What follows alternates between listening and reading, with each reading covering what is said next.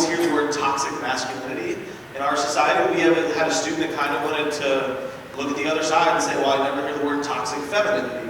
And so that's kind of where this talk came from, and I think she's got an interesting message to share. If you're a student in the audience, please just make sure your phone is silent right now and put it away. Give 100% of your attention to Bella up here when she is presenting today. And other than that, she'll take some questions at the end. So if you have one of those, please ask.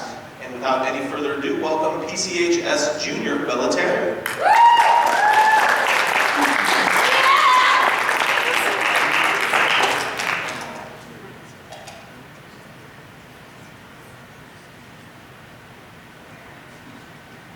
Sorry about that.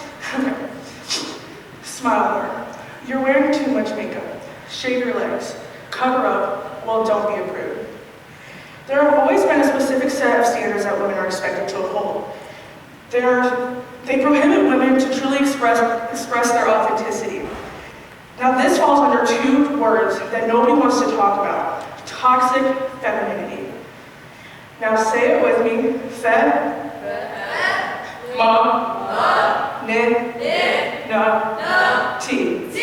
Femininity. Docile. This is the notion that women must be ready to accept control. They must be ready to conform and be submissive to society around. Why is there a norm? Why do we have to fit it? What is it? Just to keep it simple, toxic femininity is not anti-feminine. But by specific book definition, toxic femininity refers to the adherence to the gender binary in order to receive conditional value in society today. It's the acknowledgement that people want women to fulfill a specific way of being a woman. As it does stem from society and we want to break from the norms, individuals do enforce toxic femininity.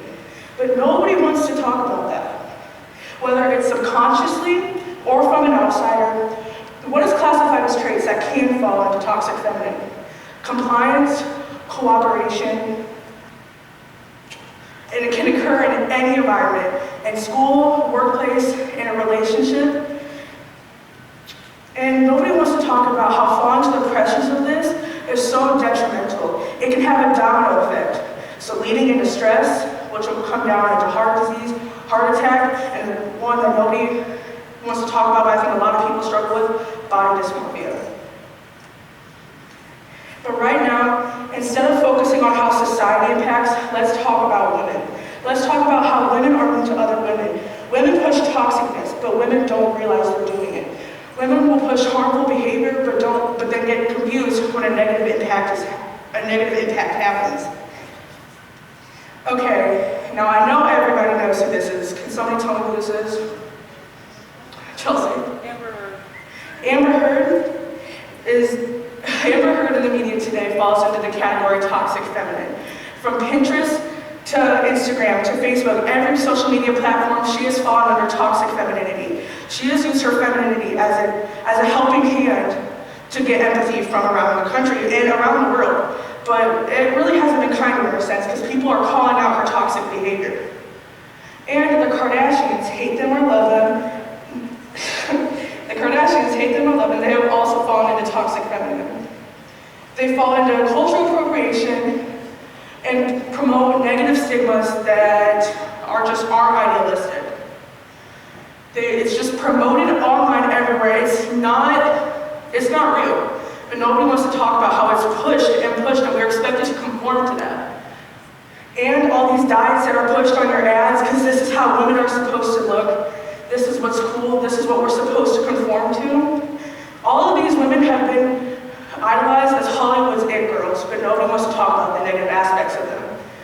Now this guy, I know you don't want to watch the show, but then you find yourself late at night watching the show with your mom. You don't care about it, and then like the next week you care, who's Mom Pablo gonna pick? Like, I need to know. Like, it's just, these women compete for this men's validation. They sit here and argue and they fight just for this male's validation. And this is a show that is continuous and continuous. It is so toxic, but nobody wants to talk about that. Now men, if you haven't listened to anything in this room, I want you to listen to this. Society likes to put a huge highlight on toxic masculinity. Men can be toxic.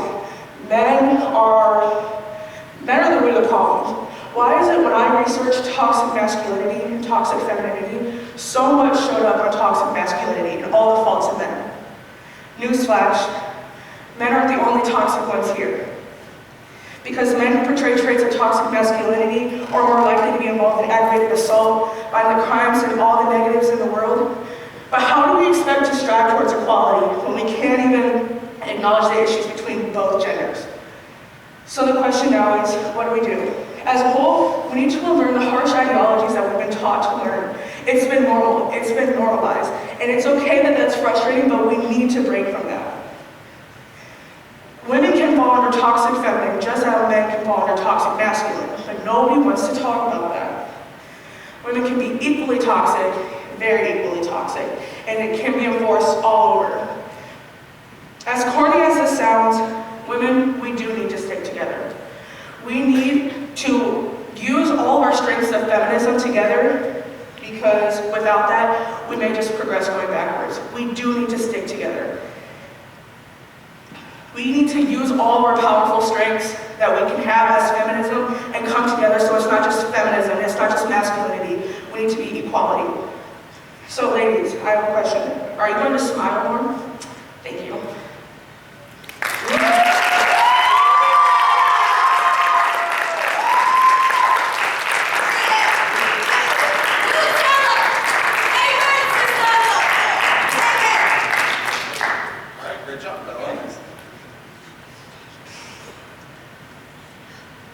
The audience have a question for Bella. I have the first one. Why do you think toxic masculinity gets talked more than toxic feminine? Because I feel like people want to find a norm with finding the faults in men, and they want to just talk about all the wrongs that they can do, but no one wants to talk about, like, yeah. If that answers your question, I don't know if it answers your question. All right, other questions? Yes? How do you think we should approach this behavior? Just like stop sharing your legs? Yeah, because that's what I said. That's what I said. I think we can like acknowledge if you're doing something towards a male's validation or a woman's validation, and then proceed with like your actions. Like, are you doing it for yourself or something else? Other questions? Yes, Chelsea. Who do you think promotes toxic femininity more, like men or women? Who promotes it more, men or women? I don't think there's equal to say like which one promotes it more, because there's like different environments it's going to occur more. So I don't think that it should be like specified on which is more toxic, if that makes sense. Yes. Yeah. Thanks. What are more examples of like toxic femininity? Like how do you think we should stop it? Some more examples and how do we stop it? So like women on Instagram, all of these, I don't know if you've ever been scrolling on TikTok or Instagram and like Bloom will show up. It's like this drink that promotes like losing weight or you basically don't fit the idealistic things. This is women promoting it. Like, you don't have to use that to be the mold. Yeah. What was the second part? Sorry. Yeah, how do we stop it? I don't think there necessarily is a way to stop it, but I think there is a way to call it out and maybe to lessen it, if that makes sense. Do you think, like, is the feminist movement, is being a feminist, one of the ways to combat it? Or? I feel like a lot of people can use feminism as a way to, like, excuse their way of, like, talking bad about men. But I feel like if you're in it for the right purpose of genuine femininity, I don't think they can, like, contradict each other. I think they can go hand in hand. All right, so any other questions? Okay, one more, Maya. Where did it start? Like, where is it rooted from? I think your environment. I think like where you grow up and who you're based around and like who is teaching you these things that you like fall into. Yeah. Good job. All right, so we have only one more left, and it is our exchange student, Nathan.